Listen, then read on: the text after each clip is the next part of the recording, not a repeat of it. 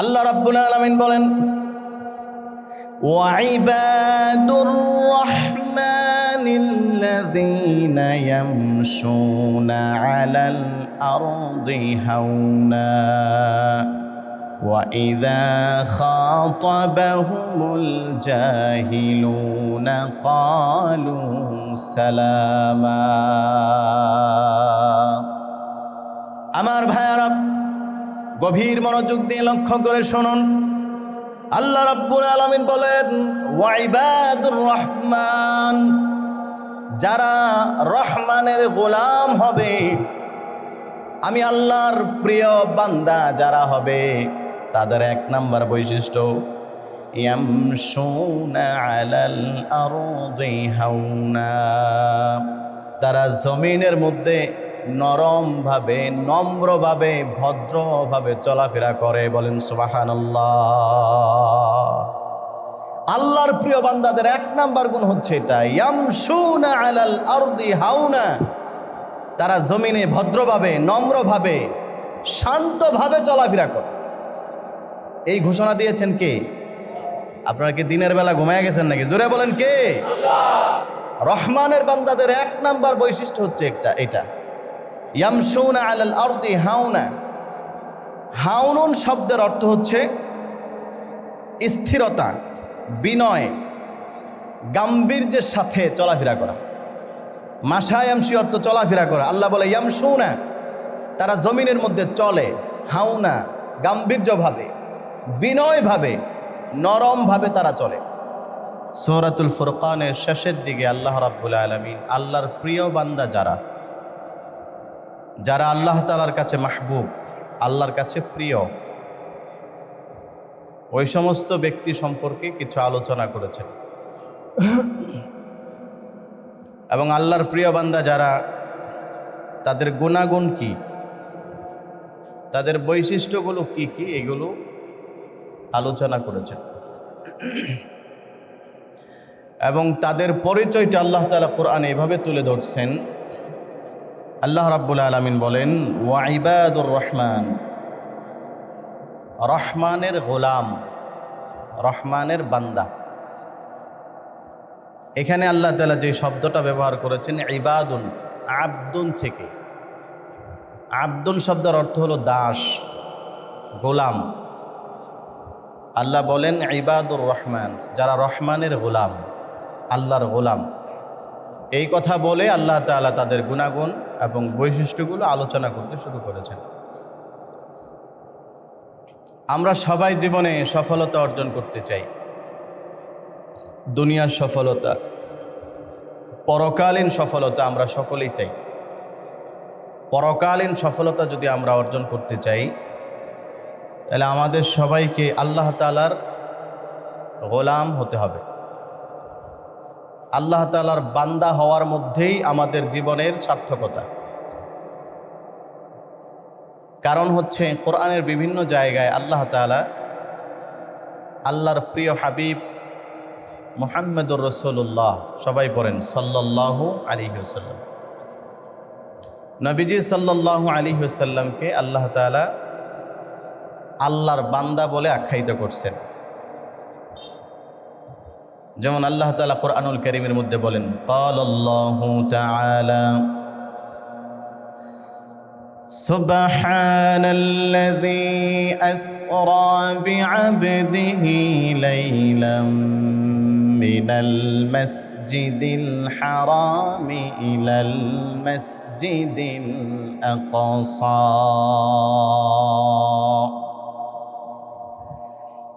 الذي باركنا حوله لنريه من آياتنا إنه هو السميع البصير।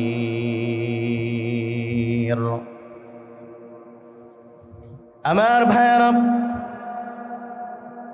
আল্লাহ রাব্বুল আলামিন কোরআনুল কারীমের মধ্যে বলেন, মেরাজ সংক্রান্ত আলোচনা করতে গিয়ে আল্লাহ রাব্বুল আলামিন বলেন, সমস্ত প্রশংসা এবং পবিত্রতা সেই মহান সত্তার জন্য যিনি তার গোলাম, তার বান্দা মুহাম্মদ সাল্লাল্লাহু আলাইহি ওয়াসাল্লামকে রাতের কিছু অংশে মসজিদে হারাম থেকে মসজিদে আকসা পর্যন্ত ভ্রমণ করিয়েছেন। বলেন সুবহানাল্লাহ।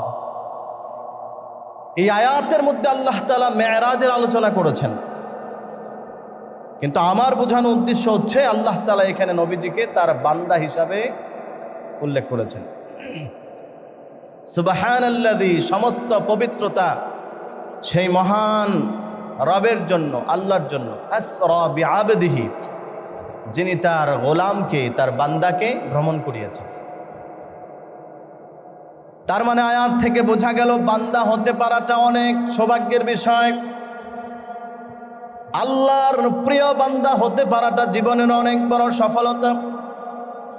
কোরআনের আরেক জায়গায় আল্লাহ রাব্বুল আলামিন নবীজিকে তার গোলাম হিসাবে, বান্দা হিসাবে উল্লেখ করেছেন। সূরাতুল বাকারায় আল্লাহ রাব্বুল আলামিন বলেন, ওয়া ইন কুনতুম ফি রাইবিন মিম্মা নাযালনা আলা আবদিনা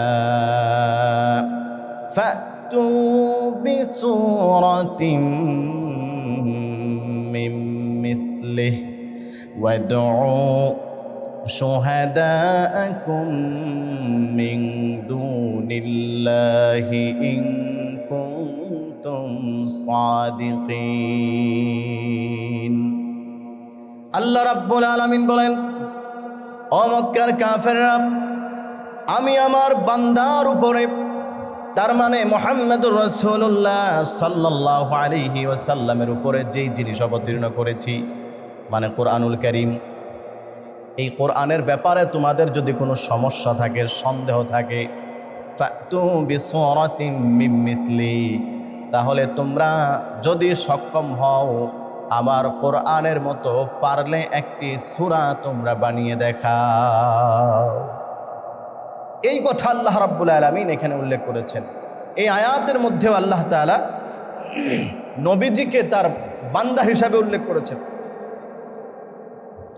কারণ হচ্ছে বান্দা হতে পারাটা জীবনের সফলতা। কোনো মানুষ যদি আল্লাহর প্রিয় বান্দা হতে না পারে, তাহলে তার জন্য জান্নাতে যাওয়া অসম্ভব। সে কখনোই জান্নাতে যেতে পারবে না। কারণ কোরআনুল কারীমের মধ্যে আল্লাহ রাব্বুল আলামিন আরেক জায়গার মধ্যে আলোচনা করেছেন, একজন মানুষের যখন মৃত্যুর সময় হয়ে যায়, মুমূর্ষ অবস্থায় যখন সেই লোকটা থাকে, আল্লাহর পক্ষ থেকে সে যদি ভালো মানুষ হয়ে থাকে, জান্নাতের বিশাল বড় একটা ফেরেশতার দল আসে। আসার পরে ওই লোকটাকে জান্নাতের সুসংবাদ দেয়, জান্নাতের নাজ নিয়ামতগুলো তার সামনে তুলে ধরে। জান্নাতের নাজ নিয়ামতগুলো তার সামনে তুলে ধরার পরে তিনি ডাক দিয়ে বলেন, ইয়া আইয়াতুহান নাফসুল মুতমাইন্না। ফেরেশতা তখন ডাক দেয়, হে পরিতৃপ্ত আত্মা, ইরজিই ইলা রাব্বিক, তুমি তোমার রবের দিকে ফিরে আসো।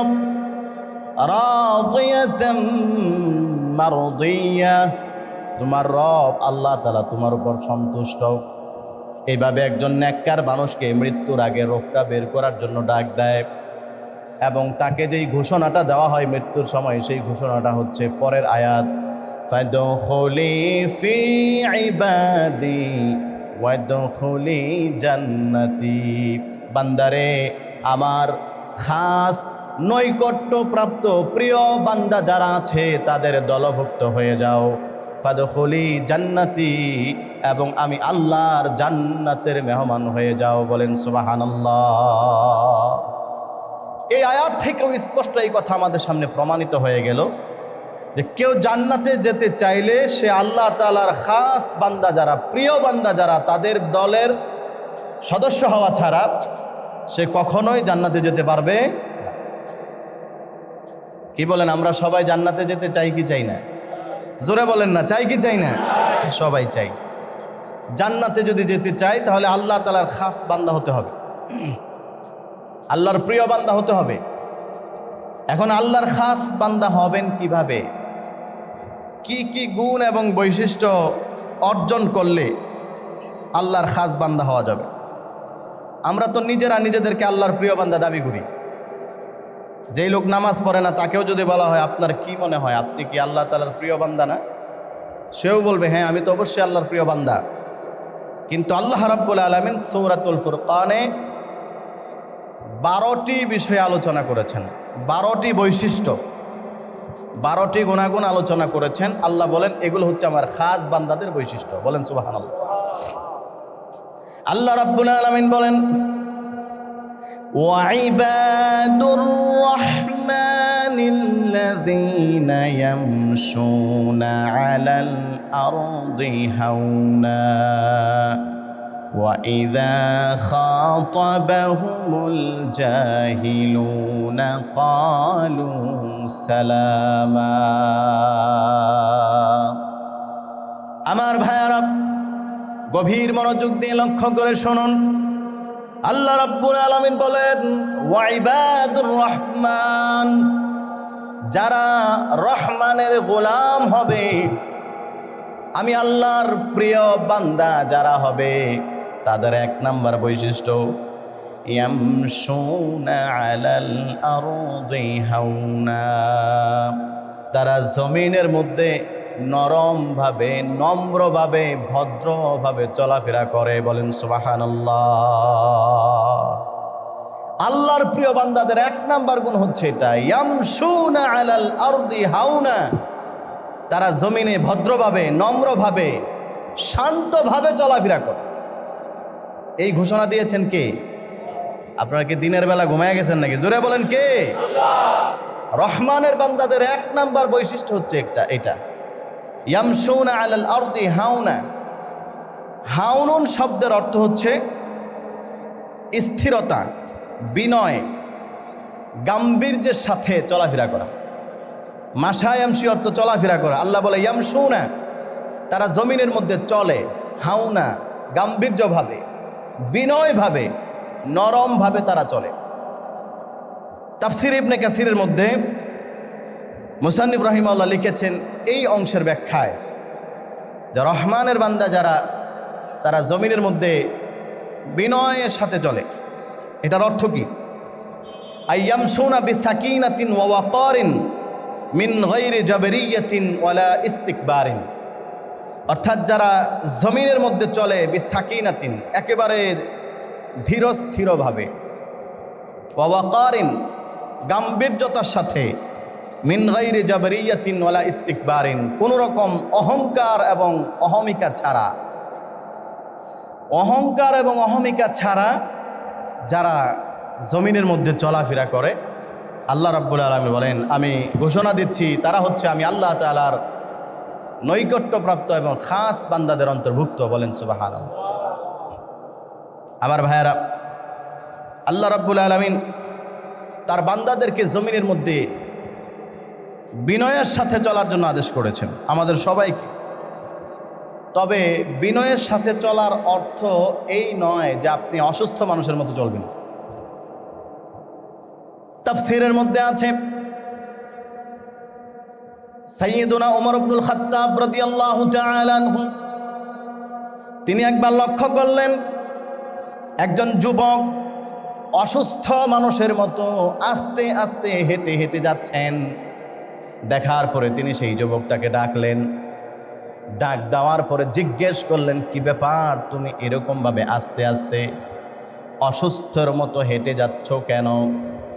এই কথা বলার পরে ওমর রাদিয়াল্লাহু তাআলা আনহু তাকে লাঠি দিয়ে বেত্রাঘাত করলেন এবং বললেন এখন থেকে জোরে জোরে তুমি হাঁটবে। বলেন সুবহানাল্লাহ।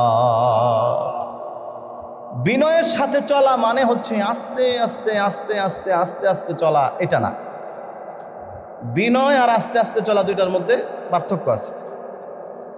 বিনয় মানে হচ্ছে নিজেকে ছোট মনে করে চলা। এবার কেউ যদি ছোট মনে করে জোরে হাঁটে সমস্যা নেই, আবার কেউ দেখবেন আস্তে আস্তে আস্তে আস্তে হাঁটে, এমন সুফি যে ভাজা মাছটা উল্টায় খাইতে জানে না, কিন্তু পুরা এলাকাটার মধ্যে প্যাঁচ লাগায় রাখছে। নাম্বার 1 শয়তান।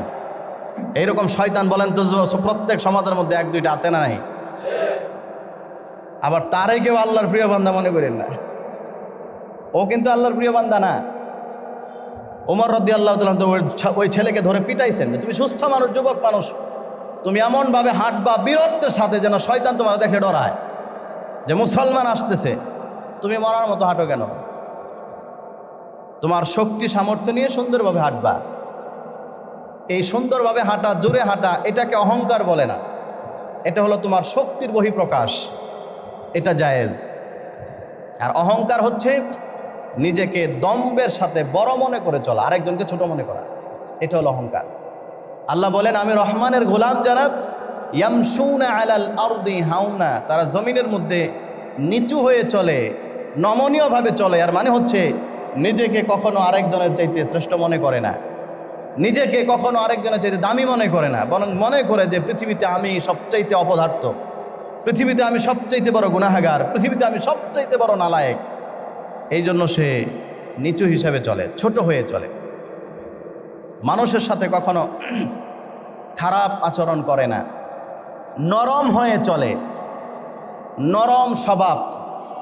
এটা সাইয়্যিদুনা আবু বকর সিদ্দিক রাদিয়াল্লাহু তাআলা আনহুর স্বভাব। আমরা জুমার খুতবার মধ্যে প্রতি সপ্তাহে পড়ি আরহামু উম্মতি বি উম্মতি আবু বকর। আল্লাহর রাসূল সাল্লাল্লাহু আলাইহি সাল্লাম বলেন আমার উম্মতের মধ্যে সবচেয়ে রহম দিলওয়ালা, দয়া নরম দিলওয়ালা হচ্ছেন হযরত আবু বকর সিদ্দিক রাদিয়াল্লাহু তাআলা। বলেন সুবহানাল্লাহ। আবু বকর সিদ্দিক রাদিয়াল্লাহু তাআলা নরম দিলওয়ালা ছিলেন। এখন আমাদের সবার মনের মধ্যে একটা প্রশ্ন আসতে পারে যে যেহেতু রহমানের বান্দাদের বৈশিষ্ট্য হচ্ছে নরমভাবে চলা, সুতরাং কখনো গরম হওয়া যাবে না, রাগ হওয়া যাবে না। আমি গত সপ্তাহে আলোচনা করেছি জবান হেফাজতের পদ্ধতির মধ্যে একটা পদ্ধতি হচ্ছে কখনোই কি হওয়া যাবে না, রাগ হওয়া যাবে না। রাগ নিয়ন্ত্রণ করলে তাহলে জবান নিয়ন্ত্রণ সম্ভব, সহজ হয়, এজন্য রাগ হওয়া যাবে। এখন অনেকে ভাববেন যে তাহলে মনে হয় কখনোই রাগ করা যাবে না। আমার ভাইয়েরা, এই ক্ষেত্রে আমি আপনাদের সামনে একটা বিষয়কে খোলাসা করতে চাই। নরম হয়ে চলার মানে এই নয় যে আপনি এমনভাবে চলবেন আপনাকে একজন উঠতে বসতে লাথি দিয়ে যাবে, আপনি তারে কিছুই বলবেন না। নরম হয়ে চলার অর্থ এটা না। আপনি কখনো রাগ হয়ে হবেন না, এটার মানে এই নয় যে আপনার সামনে আপনার ইসলামকে নিয়ে ছিনিমিনি খেলবে, আপনার সামনে আপনার দেশ নিয়ে ষড়যন্ত্র হবে, আপনার সামনে আপনার কোরআন নিয়ে কেউ অবমাননাকর বক্তব্য দিবে, আপনার সামনে কেউ আপনার নবী এবং রসুলকে নিয়ে বাজে মন্তব্য করবে, আর আপনি বিজা সুফির মতো চুপ করে বসে থাকবেন। এটা নরম হওয়ার অর্থ নয়, বরং নরম হওয়ার অর্থ হচ্ছে স্বাভাবিকভাবে সবার সাথে ঠান্ডা মেজাজে সুন্দরভাবে রাগহীনভাবে চলতে হবে। কিন্তু কেউ যখন আমার কোরআনের বিরুদ্ধে আঙ্গুল তুলবে, ওর আঙ্গুলটাকে ভেঙে দেওয়ার জন্য প্রয়োজনে গরম হওয়া সুন্নত। কেউ যদি আমার ইসলামের বিরুদ্ধে কথা বলে, তার বিরুদ্ধে গরম হওয়া আমার জন্য ফরজ। কেউ যখন আমার দেশ নিয়ে ষড়যন্ত্র করবে, ওর বিরুদ্ধে বজ্রকণ্ঠে আওয়াজ তোলা, প্রয়োজনে রাজপথের মধ্যে নেমে নিজের বুককে বুলেটের সামনে তাক করে দাঁড়িয়ে থাকা, গরম হয়ে যাওয়াটা ইমানি দায়িত্ব এবং ফরজ হয়ে যায়। কথা বলুন ঠিক কিনা? নরম হওয়ার মানে এই নয় যে আমার সামনে যা ইচ্ছা তাই করবে আর অন্যায়ভাবে আমি আপনি বরদাস্ত করব, এটাকে কখনোই রহমানের বান্দাদের বৈশিষ্ট্য বলে না। সবচাইতে নরম যিনি সাহাবী, আল্লাহ রসুলের উম্মতের মধ্যে সবচাইতে যিনি নরম, তিনি হচ্ছেন হযরত আবু বকর সিদ্দিক রাদিয়াল্লাহু তাআলা আনহু। আমার ভাইয়েরা, আবু বকর সিদ্দিক রাদিয়াল্লাহু তাআলা আনহুকে একদিন ওনার ছেলে বলছেন, বাবা, বদরের যুদ্ধের দিন আপনি যখন মুসলমানদের পক্ষ হয়ে কাফেরদের বিরুদ্ধে যুদ্ধ করতে আসছিলেন, আমি তখন মুসলমানদের বিপক্ষে কাফেরদের পক্ষ হয়ে যুদ্ধ করতে এসেছিলাম। সেই বদরের যুদ্ধের প্রান্তরে একটু পর পর আপনি আমার সামনে আসছেন, আমি বহুবার আপনাকে সুযোগ পেয়েছিলাম আঘাত করার জন্য, বহুবার আপনি আমার সামনে এসেছেন, আমার তরবারির সামনে এসেছেন, কিন্তু আপনি আমার বাবা, আপনি আমাকে জন্ম দিয়েছেন, আপনি আমার আব্বা লাগেন। এই কারণে আমি আপনাকে আঘাত করি নাই, এই কারণে আমি আপনাকে ছেড়ে দিয়েছি, কারণ আপনার সাথে আমার রক্তের সম্পর্ক। ওই নরম সাহাবী, যার চাইতে নরম এই উম্মতের মধ্যে আর কেউ নাই, ওনার চাইতে ভদ্র এবং নম্র মেজাজের এই উম্মতের মধ্যে আর কেউ নাই। সাইয়্যিদুনা আবু বকর সিদ্দিক রাদিয়াল্লাহু তাআলা আনহু, এই উম্মতের সর্বপ্রথম যিনি জান্নাতে যাবেন, নবীজির জবানে যিনি অসংখ্যবার জান্নাতের সুসংবাদ পেয়েছেন, সে আবু বকর সিদ্দিক রাদিয়াল্লাহু তাআলা আনহু। তখন তিনি জবাব দিচ্ছেন, হে আমার সন্তান, তুমি শোনো, আমি তোমার তরবারির সামনে এসেছিলাম বারবার, কিন্তু তুমি আমাকে বাবার পরিচয় ছেড়ে দিয়েছ। আল্লাহর কসম করে বলছি, একবারের জন্য যদি তুমি আমার সামনে পড়তাম, আমি আবু বকর যদি তোমাকে আমার তরবারির সামনে দেখতাম এবং তুমি কাফেরদের বিপক্ষ হয়ে মুসলমানদের বিরুদ্ধে যুদ্ধ করতে এসেছ, সুতরাং তোমার সামনে আমার কোনো সম্পর্ক নাই, তোমার সাথে আমার সম্পর্ক একটাই, তুমি আল্লাহর কোরআনের বিরুদ্ধে, নবীর বিরুদ্ধে যুদ্ধ করতে আসছো, সুতরাং তুমি আমার জানের শত্রু। আমি বাবা তোমাকে সন্তানের পরিচয় ছেড়ে দিতাম না, বরং আমার তরবারি দিয়া, কূপ দিয়া তোমার শরীর থেকে তোমার মাথাটা আমি আমার নিজের হাতে আলাদা করে ফেলতাম। বলেন সুবহানাল্লাহ। নরম হয়ে চলার মানে এটা নয় যে কেউ আপনার বিরুদ্ধাচরণ করবে আর আপনি চোখ বুজে সহ্য করবেন। বিষয়টা বোঝানোর জন্য এই ঘটনাটা আপনাদের সামনে উপস্থাপন করা। আবু বকর সিদ্দিক রাদিয়াল্লাহু তাআলা আনহু বললেন, হে আমার কলিজার টুকরা সন্তান, তুমি আমার সন্তান আছো ভালো কথা, কিন্তু যখন ইসলামের বিপক্ষে, মুসলমানদের বিপক্ষে, কোরআনের বিপক্ষে, আল্লাহর নবীর বিপক্ষে অবস্থান নিয়ে তুমি আমার সামনে যদি পড়তা, তাহলে আমি আমার এই তরবারি দিয়ে তোমার কল্লাটাকে তোমার শরীর থেকে আলাদা করে দিতাম। এই ঘটনা থেকে এই কথা প্রমাণিত হয়, আমার ইসলামের বিরোধিতা যে করবে সে যদি আমার বাপও হয়, তারপরও পরিচয় হচ্ছে সে আমার শত্রু। কথা বলেন ঠিক কিনা? আমার নবীর বিরোধিতা যে করবে সে যদি আমার সন্তান হয়, তার সাথে আমার ব্যক্তিগত পরিচয় থাকতে পারে না। আমার কোনো নেতাও যদি আমার ইসলামের বিপক্ষে কথা বলে, কোরআনের বিপক্ষে কথা বলে, তার সাথে আমার কোনো রাজনৈতিক পরিচয় থাকতে পারে না। পরিচয় একটা, নবীর শত্রু, ইসলামের শত্রু, দ্বীনের শত্রু, কোরআনের শত্রু। ও আমার জানের শত্রু, সে আমার নেতা হওয়ার যোগ্য না। কথা বলতে হবে মুসলমান, ঠিক না? পরিচয় একটাই, ইসলামের বিপক্ষে যার অবস্থান থাকবে সে আমার কিচ্ছু লাগে না, ও আমার শত্রু। কথা বলেন ঠিক না বেঠিক? আল্লাহ রাব্বুল আলামিন এখানে বলেছেন, রহমানের বান্দাদের বৈশিষ্ট্য হচ্ছে তারা সবসময় নম্র হয়ে চলে। নম্র হয়ে চলে এটার মানে এই নয় যে আপনি কোনো অন্যায় দেখলে প্রতিবাদ করবেন না, মুখ বুজে সব কিছু চোখ বুজে সহ্য করবেন, এটা নম্র হওয়ার অর্থ নয়। বরং নম্র হওয়ার অর্থ হচ্ছে মানুষের সামনে ছোট হয়ে চলবেন, মানুষের সামনে নিচু হয়ে চলবেন, আল্লাহর সামনে নিচু হয়ে চলবেন, অহংকার প্রদর্শন করবেন না। কিন্তু আপনার সামনে যদি কোনো অপরাধ সংগঠিত হয়, সেটার বিরুদ্ধে আপনাকে বজ্রকণ্ঠে আওয়াজ তুলতে হবে। কথা বলুন ঠিক না বেঠিক? আপনাকে চুপ থাকা যাবে না। আপনার ইমানি দায়িত্ব হচ্ছে সেটার বিরুদ্ধে আপনাকে কথা বলতে হবে। যদি কেউ না বলে, বুঝতে হবে এটা হচ্ছে বোবা শয়তান, এর চাইতে বড় শয়তান আর কেউ নাই। কথা বলুন ঠিক না বেঠিক? আমাদের দেশের মধ্যে একের পর এক সমস্যা, দুর্ঘটনা হচ্ছে। এখন কেউ যদি মনে করে যে হুজুর আপনি নিজে ওয়াজ করলেন, কখনো রাগ হওয়া যাবে না, তাহলে ওদের বিরুদ্ধে আপনি কেন রাগ হয়ে কথা বলেন? কেউ যদি বলেন যে রহমানের বান্দাদের বৈশিষ্ট্য হচ্ছে সবসময় নমনীয়ভাবে চলা, নম্রভাবে চলা, তাহলে সন্ত্রাস আর চাঁদাবাদদের বিরুদ্ধে বজ্রকণ্ঠে কেন আওয়াজ তুলেন? এই প্রশ্নের উত্তর হচ্ছে, নম্র হওয়া মানে এই নয় যে সন্ত্রাসদের বিরুদ্ধে কথা বলা যাবে না। নম্র হওয়ার মানে এই নয় যে দেশের চাঁদাবাদদের বিরুদ্ধে কথা বলা যাবে না। নম্র হওয়ার মানে হচ্ছে আমার হিকমতের সাথে, আমার ইসলামের জন্য, আমার দেশের জন্য আমাকে আমার নিজের জীবন বাজি রেখে হলেও কথা বলতেই হবে। এটা আমার জন্য ফরজ দায়িত্ব। কথা বলুন ঠিক না বেঠিক? আপনারা দেখেছেন আমাদের দেশে কি পরিমাণ অসামাজিক কার্যক্রম এবং দেশটাকে কি পরিমাণ অস্বস্তিশীল পরিবেশ তৈরি করা হয়েছে। যেটার বাস্তব রূপ আপনারা দেখেছেন।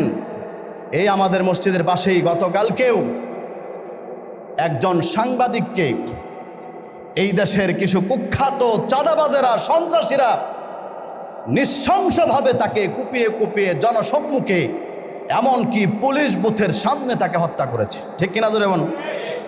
দেখেন নাই সেই ঘটনা আপনারা গতকালকে? অত্যন্ত দুঃখজনক এবং লজ্জাজনক বিষয়।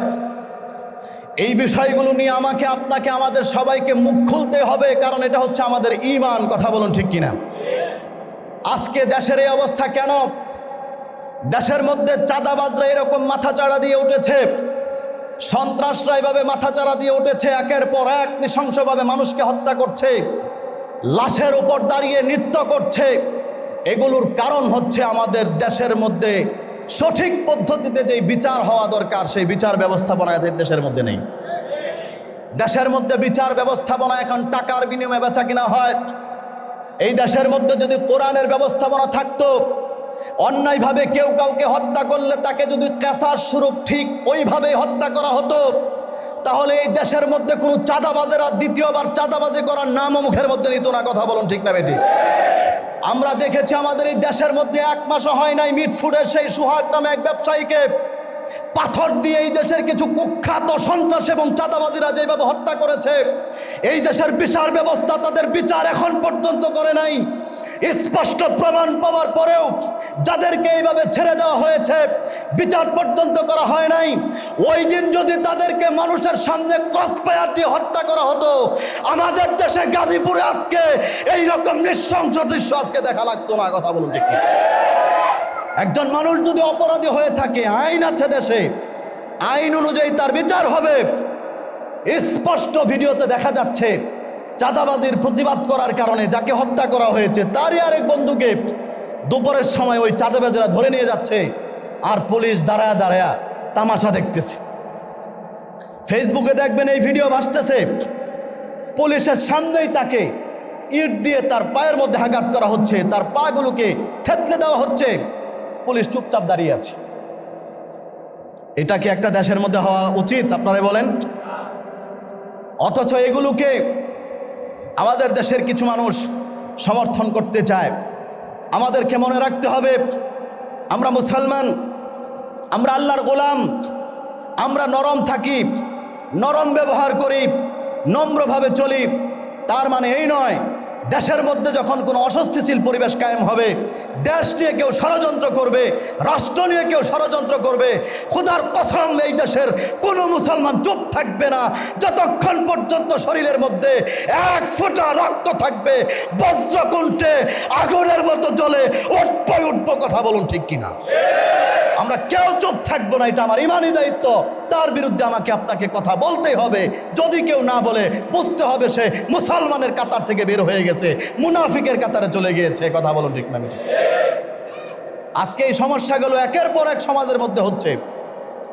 কত বড় নৃশংস অবস্থা! মানুষের জীবনের নিরাপত্তা আজকে কোথায়?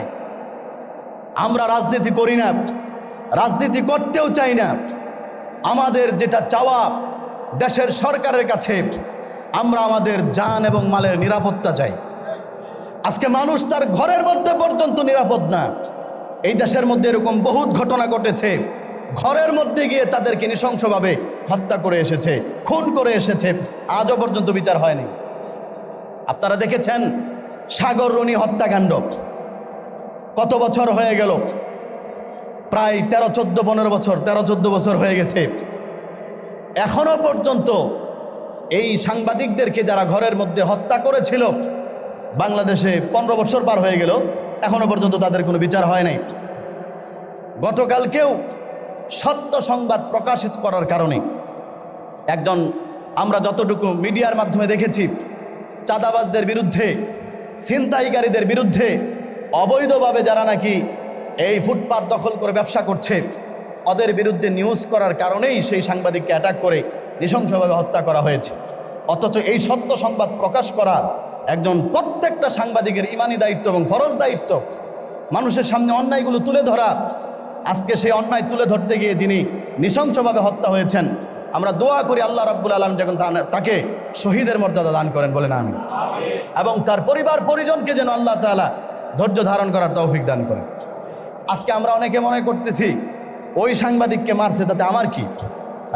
আমার ভাইয়েরা, মনে রাখতে হবে অপরাধ যদি একের পর এক সমাজের মধ্যে ছড়াইতে থাকে, অপরাধ যদি এখন থেকেই নির্মূল করা সম্ভব না হয়, অপরাধ যদি এখন থেকেই গোড়া থেকে শেষ করে দেওয়া সম্ভব না হয়, তাহলে সেই বিপদ এটা আপনার উপরও আসতে পারে, আমার উপরও আসতে পারে। এই জন্য আমাদের সবাইকে সম্মিলিতভাবে ঐক্যবদ্ধভাবে অপরাধীদের বিরুদ্ধে, চাঁদাবাজদের বিরুদ্ধে, সন্ত্রাসীদের বিরুদ্ধে অবস্থান জোরালোভাবে নিতে হবে। সবাই রাজি আছেন তো ইনশাআল্লাহ? দল মত নির্বিশেষে এখানে অনেক রাজনৈতিক দলের মানুষ আছেন, যে যেই দল করেন আপনার ব্যক্তিগত ব্যাপার। মনে রাখতে হবে আমরা যতটুকু জানি প্রত্যেকটা দলের যারা উপরের নেতাকর্মী আছেন তাদের সকলের বক্তব্য থাকে যে আমার দলের কোনো নেতা কর্মী অথবা দলের পরিচয় দিয়ে কেউ চাঁদাবাজি করবে, আমরা এটা বরদাস্ত করব না। কি বলেন? এই বক্তব্য তারা দেয় কি দেয় না? দেশের যতগুলো রাজনৈতিক দল আছে সবাই দেয়। সুতরাং এই বক্তব্য থেকে যেটা আমাদের বুঝে আসে স্বাভাবিকভাবে যে আমাদের এই দেশের সবাই এই দেশ থেকে চাঁদাবাজদেরকে নির্মূল করতে চায়, আমাদের এই দেশ থেকে সবাই সন্ত্রাসীদেরকে নির্মূল করতে চায়। কিন্তু তারপরও কেন হয় না? তারপরেও সেই চাঁদাবাজি কেন নির্মূল হয় না? বুঝতে হবে এটার নেপথ্যে যারা রয়েছে, এটার পিছনে যারা শেল্টার দিচ্ছে, ওই সমস্ত কুখ্যাত চাঁদাবাজ এবং সন্ত্রাসীদের গডফাদারদেরকেও জনসম্মুখে ক্রসফায়ার দিয়ে হত্যা করা হবে। অন্যথায় এই দেশ থেকে কখনো সন্ত্রাস চাঁদাবাজ নির্মূল হবে না। কথা বলেন ঠিক কিনা? আসলেই যদি দেশের জন্য সবাই কল্যাণ চান, আসলেই যদি দেশের জন্য সবাই চাঁদাবাজ মুক্তি চান, সন্ত্রাস মুক্তি চান, তাহলে দলমত নির্বিশেষে আমাদের সবাইকে এক প্ল্যাটফর্মে এসে চাঁদাবাজের বিরুদ্ধে কথা বলতে হবে। যতদিন বেঁচে থাকব চাঁদাবাজের বিরুদ্ধে, সন্ত্রাসের বিরুদ্ধে, অন্যায়ের বিরুদ্ধে দুর্বার কণ্ঠে আন্দোলন এবং কণ্ঠে আওয়াজ আপনাদেরকে তুলে যেতেই হবে। এটা আপনাদের সকলের জন্য ইমানি দায়িত্ব, ফরজ দায়িত্ব। শুধুমাত্র নামাজ পড়েই আপনি আল্লাহ তাআলার কাছে মুক্তি পাবেন না, শুধুমাত্র নামাজ পড়ে রোজা রেখেই আল্লাহর কাছে মুক্তি পাবেন না। আপনার সামনে সমাজে একের পর এক অন্যায় হচ্ছে, আপনি যদি ইমানদার হয়ে থাকেন সেটার বিরুদ্ধে আপনাকে মুখ খুলতেই হবে, কথা বলতেই হবে। এটা আল্লাহ রসুল শিখিয়েছেন। আমার ভাইয়েরা, নবীজি সাল্লাল্লাহু আলাইহি ওয়াসাল্লাম বলেন, মান রাআ মিনকুম মুনকারান ফালইয়ুগাইরহু বিয়াদিহি ফাইন লাম ইস্তাতি' ফাবিলিসানিহি ফাইন লাম ইস্তাতি' ফাবিকলবিহি ওয়া যালিকা আযআফুল ঈমান। আল্লাহর নবী বিশ্বনবী মুহাম্মদুর রাসূলুল্লাহ সাল্লাল্লাহু আলাইহি ওয়াসাল্লাম তিনি ঘোষণা করেছেন, হে আমার উম্মতেরা শোনো, তোমাদের মধ্য থেকে কেউ যখন কোনো অন্যায় কাজ সমাজের মধ্যে হতে দেখবে, ফালিয়ুগাইরহু বিয়াদিহি, তুমি তোমার হাত দ্বারা সেটাকে ধরে বন্ধ করে দেবে। সমাজের মানুষ, আপনার যদি এতটুকু শক্তি এবং সামর্থ্য থাকে তাহলে যারা অন্যায় করছে, অপরাধ যারা করছে, আপনি তাদের বিরুদ্ধে সরাসরি অভিযান নেমে আপনি তাদেরকে হাতে ধরে বন্ধ করে দিবেন। আর যদি কোনো কারণে আপনার সেতটুকু সামর্থ্য যদি না থাকে, ফাবিলিসানিহি, তাহলে দ্বিতীয় নাম্বার পদ্ধতি হচ্ছে আপনি আপনার জবান দিয়ে তাদের বিরুদ্ধাচারণ করবেন। আপনি আপনার জবান দিয়ে তাদের বিরুদ্ধে মানুষকে বোঝাবেন, আপনি আপনার জবান দিয়ে তাদের বিরুদ্ধে মানুষকে সোচ্চার করবেন। এটা হলো আপনার ঈমান। 3 নাম্বার পদ্ধতি, এতটুকু শক্তিও যদি না থাকে, ফাবিকলবিহি, তাহলে কমপক্ষে আপনি আপনার অন্তর দিয়ে সেই কাজটাকে ঘৃণা করবেন। যারা এই সমস্ত কাজের সাথে জড়িত আপনি তাদেরকে কোনো রকম সমর্থন দিবেন না। এই সমস্ত কাজের সাথে যারা জড়িত তাদেরকে আপনি কোনো রকম সাপোর্ট করবেন না। নবীজি বলেন, ওয়াজালিকা আযআফুল ঈমান, এটাই হলো ঈমানের সর্বনিম্ন স্তর। এইটার নিচে যদি কারো অবস্থান থাকে, আল্লাহর নবী বলেন, আমি ঘোষণা দিলাম ওই ব্যক্তিটা বেঈমান, তার মধ্যে কোনো ঈমান নাই। এই 3 স্তরের নিচে যারা যাবে, যারা অন্যায়কারীকে সাপোর্ট করবে, অপরাধীদেরকে সমর্থন করবে, নবীজি বলেন লাই, তার মধ্যে কোনো ঈমান বলতে কিচ্ছু নাই, সে হচ্ছে বেঈমান, সে হচ্ছে কাফের। সুতরাং আমাদের যাদের মধ্যে ঈমান আছে, আমরা যারা দাবি করি আমার মধ্যে ঈমান আছে, তাদের সকলের জন্য এই 3 পথের যেই কোনো এক পথের মধ্যে থাকা ওয়াজিব নয়, ফরজ দায়িত্ব। হয়তো আপনি সরাসরি আপনার সে অপরাধকে হাতে ধরে বন্ধ করবেন, অথবা দ্বিতীয় স্তর আপনার মুখে প্রতিবাদ করবেন। আমাদের জন্য যেহেতু সেই ক্ষমতা নাই, সরাসরি হাতে ধরে অনেক অপরাধ বন্ধ করার মতো ক্ষমতা আমাদের নাই। যদি আমাদের হাতে রাষ্ট্রীয়ভাবে এরকম ক্ষমতা দেওয়া থাকতো যে আপনি অপরাধ দেখলে সেটার বিরুদ্ধে আপনারা যেভাবে ইচ্ছা সেভাবে ব্যবস্থাপনা নিতে পারবেন, আইন হাতে তুলে নিতে পারবেন, এইরকম অনুমতি যদি আমাদের রাষ্ট্রের পক্ষ থেকে থাকতো, তাহলে অনেক অপরাধ এই দেশের মানুষ হাতে ধরে বন্ধ করতে পারত। কিন্তু যেহেতু আইন হাতে তুলে নেওয়া এটাও আমাদের রাষ্ট্রীয়ভাবে অপরাধ, সুতরাং এটার প্রতিও সম্মান রাখতে হবে। আইন হাতে তুলে নেওয়া যাবে না, আমার সাধ্য অনুযায়ী প্রতিবাদ করতে হবে। তবে দ্বিতীয় নাম্বার যে স্তর, জবান দিয়ে প্রতিবাদ করা, বলেন তো এটা সম্ভব কি সম্ভব না? সবাই বলেন সম্ভব কি সম্ভব না? অন্যায় দেখলে জবান দিয়ে প্রতিবাদ করতে হবে। নবীজি বলেছেন কেউ যদি এতটুকু করে তাহলে বুঝতে হবে তার মধ্যে এখনো ঈমান বাকি আছে, সে এখনো মুসলমান, সে এখনো আল্লাহর গোলাম, আল্লাহর বান্দা। আর যদি এটাও না করে তাহলে তার জন্য তৃতীয় পদ্ধতি, কেউ যদি এমন অক্ষম হয়ে যায়, সামাজিকভাবে রাষ্ট্রীয়ভাবে এমন চাপ প্রয়োগ করা হচ্ছে, অন্যায়ের বিরুদ্ধে মুখ খোলা যাচ্ছে না, এমন অক্ষম যদি সে হয়ে যায়, তাহলে সেই ক্ষেত্রে তার জন্য তৃতীয় নাম্বার পদ্ধতি নবীজি বলেন, যার ঈমান আছে সে ওই কাজকে মনে প্রাণে ঘৃণা করবে, ওইটাকে কখনো সমর্থন দিবে না। যদি সমর্থন দেন তাহলে বুঝতে হবে তার মধ্যে ঈমান নাই। যদি কেউ এটার পক্ষে বলে বুঝতে হবে সে বেঈমান। যদি কেউ এটার পক্ষে সাফায় গায় বুঝতে হবে সে কাফের, তার মধ্যে ঈমান বলতে কিচ্ছু নেই।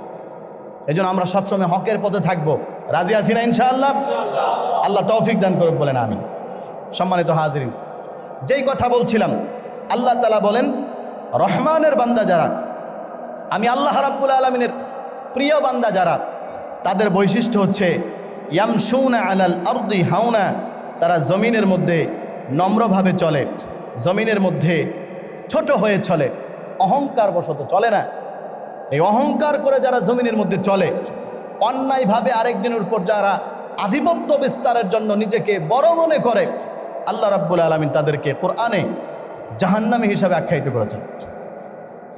আমার ভাইয়েরা, আল্লাহ রাব্বুল আলামিন কোরআনুল কারীমের মধ্যে এই পৃথিবীর মানুষদেরকে আদেশ করছেন, হে পৃথিবীর মানুষেরা, আমি আল্লাহ রাব্বুল আলামিন তোমাদের জন্য আদেশ করছি, শোনো। ওয়ালা তামশি ফিল আরদি মারাহা ইন্নাকা লান তাখরিকাল আরদা ওয়ালা তাবলুগাল জিবালা তুলা। আমার ভাইয়েরা, সূরা বনী ইসরাঈলের 37 নম্বর আয়াত, আল্লাহ রাব্বুল আলামিন বলেন, হে পৃথিবীর ইমানদারেরা, যারা আমি আল্লাহকে বিশ্বাস করো, আমি আল্লাহর প্রতি ইয়াকিন এবং বিশ্বাস যাদের আছে, তোমাদের জন্য আমি আল্লাহর নির্দেশ, ওয়ালা তামশি ফিল আরদি মারাহা, সাবধান, তোমরা জমিনের মধ্যে দম্ভ ভরে চলো না, অহংকার করে চলো না। এরপরে আল্লাহ বলেন ফাইন্নাকা লান তাখরিকাল আরদ, কারণ হচ্ছে তুমি জমিনের মধ্যে অহংকার করে চলো না, কারণ হচ্ছে তুমি জমিনকে ফেরে ফেলতে পারবে না। তুমি যত বড় শক্তিশালী হও, যত বড় ক্ষমতাশালী হও না কেন, সামান্য শক্তি পেয়ে, সামান্য টাকা পয়সার মালিক হয়ে, সামান্য দুনিয়ার ক্ষমতা পেয়ে, একটা পদ পেয়ে তুমি দুনিয়াতে অহংকার করে, দুনিয়াতে তাকাব্বুর করে, দুনিয়াতে দম্ভ ভরে তুমি চলো না, কারণ তুমি আমার জমিনকেই ফাটাইতে পারবে না। যত বড় ক্ষমতাশালী হোক, কি বলেন, সে তার পা দিয়া লাথি দিয়া আল্লাহর জমিনকে এতটুকু ফাঁক করতে পারবে? জোরে বলেন, পারবে? আল্লাহ বলেন, তাহলে তুমি কিসের অহংকার দেখাও, কিসের বেড়াগিরি দেখাও তুমি মানুষের সাথে? তুমি তো তোমার পা দিয়া, তোমার অহংকার দিয়া, ক্ষমতা দিয়া আমার জমিনকে 1 হাত পরিমাণ ফাঁক করতে পারো না, তাহলে তুমি কিসের অহংকার দেখাও? আল্লাহ তাআলা বলেন ওয়ালান তাবলুগাল জিবালা তুলা, এবং তুমি পাহাড়ের চূড়ায় পৌঁছতে পারবা না। এই যে পাহাড় উঁচু করে দাঁড়িয়ে আছে, তোমার চাইতে বহুত গুণে শক্তিশালী, তুমি তোমার অহংকার দিয়ে ওই পাহাড়ের মাথা পর্যন্ত যাইতে পারবা না। সুতরাং তুমি জমিনের মধ্যে নম্র হয়ে চলো, জমিনের মধ্যে নিচু হয়ে চলো। এটা হলো রহমানের বান্দা যারা, আল্লাহর প্রিয় বান্দা যারা, তাদের বৈশিষ্ট্য মনে রাখতে হবে। জমিনের মধ্যে অহংকার করে চলা যাবে না। আমি আল্লাহ রাব্বুল আলামিন তোমাকে কি থেকে বানিয়েছি, কি পদার্থ থেকে আমি আল্লাহ তোমাকে সৃষ্টি করেছি, এটা তোমাদের সকলের মাথায় রাখতে হবে। এক ফোঁটা নাপাক পানি থেকে আমাদের সকলের জন্য এমন একটা নাপাক পানি, যেই পানি কারো শরীরের মধ্যে লাগলে শরীর পর্যন্ত নাপাক হয়ে যায়, যেই পানি কারো কাপড়ের মধ্যে লাগলে কাপড় পর্যন্ত নাপাক হয়ে যায়। আল্লাহ রাব্বুল আলামিন কোরআনে বলেন, বান্দা আমি সেই নাপাক পানি থেকে তোমাকে সৃষ্টি করেছি, সুতরাং দুনিয়াতে চলার সময় নিচু হয়ে চইল, এত ভাবসাব নিয়ে চইল না। সৃষ্টির দিকে খেয়াল করো যে তোমাকে এমন নিকৃষ্ট পানি থেকে তৈরি করেছি, যেই পানিটা প্রস্রাবের চাইতে আরও নিকৃষ্ট। প্রস্রাব গায়ের মধ্যে লাগলে ধৈলেই হয়ে যায়। প্রস্রাব করলে মানুষ ইস্তেঞ্জা করার পরে ঢিলাগুলো যদি নাও ব্যবহার করে, তারপরেও সে পবিত্র। ঢিলাগুলো ব্যবহার না করলে প্রস্রাবের ছিটা বের হলে কাপড়ে লাগলে কাপড়টা নাপাক হবে। কিন্তু যেই পানি থেকে আল্লাহ তাআলা এই পৃথিবীর মানুষদেরকে তৈরি করেছেন, সেটা যদি শরীর থেকে নির্গত হয়, সেটা যদি শরীর থেকে বের হয়, গোসল ছাড়া পবিত্র হওয়ার কোনো পদ্ধতি নেই। আল্লাহ বলেন তখন তার জন্য গোসল ফরজ হয়ে যায়। সুতরাং তুমি কিসের বেটাগিরি দেখাও? আজকে যারা সমাজের মধ্যে এই সমস্যাগুলো করতেছেন, সন্ত্রাসী, চাঁদাবাজি, আধিপত্য বিস্তার নিয়ে একজন আরেকজনের উপর হামলা, একজন আরেকজনকে মিথ্যা হামলা দিয়ে মামলা দিয়ে পেরেশানি করা, এগুলো কেন করে? খোঁজ নিয়ে দেখবেন সবগুলোর গোড়া এক জায়গায়। অহংকার, ক্ষমতার দাম্ভিকতা, টাকা পয়সার গর্ব, এইগুলো কারণেই সে অমানুষে রূপান্তর হয়। মানুষের সাথে কি আচরণ করে এটা তার মনে থাকে না, এমন আচরণ করে। অনেক সময় আমরা সেগুলো দেখি, জানোয়ার আর চতুষ্পদ পশু, এদের কারণে মনে হয় লজ্জা পায় এদের আচরণ দেখে। কথা বলেন ঠিক না বেঠিক? জানোয়ারে এই সমস্ত আচরণ করে না যেগুলো মানুষে করে। এই জন্য আল্লাহ রাব্বুল আলামিন বলেন, ওয়া ইবাদুর রহমান, আমি আল্লাহর বান্দা যারা, রহমানের বান্দা যারা, জান্নাতি মানুষ যারা, আমি আল্লাহর বিশেষ নৈকট্যপ্রাপ্ত প্রিয় বান্দা যারা, তাদের বৈশিষ্ট্য হচ্ছে ইয়ামশুনা আলাল আরদি হাওনা, তারা জমিনের মধ্যে নম্রভাবে চলে। এই জন্য আমার ভাইয়েরা, আজকে এই পর্যন্তই প্রথম বৈশিষ্ট্য আলোচনা করলাম। আমরা জমিনের মধ্যে নম্রভাবে চলবো, রাজি আছি ইনশাআল্লাহ? আবারও স্মরণ করায় দিচ্ছি, নম্রভাবে চলার মানে অপরাধকে সমর্থন করা নয়। নম্রভাবে চলা মানে অন্যায় দেখে মুখ বুজে সহ্য করা নয়। নম্রভাবে চলার মানে হচ্ছে অপরাধ দেখে আপনাকে বজ্রকণ্ঠে কথা বলতে হবে, এটার মানেও নম্রতা। আল্লাহ তাআলা আমাদের সবাইকে কথাগুলো বোঝার এবং আমল করার তৌফিক দান করুক। সকলে বলি আমিন।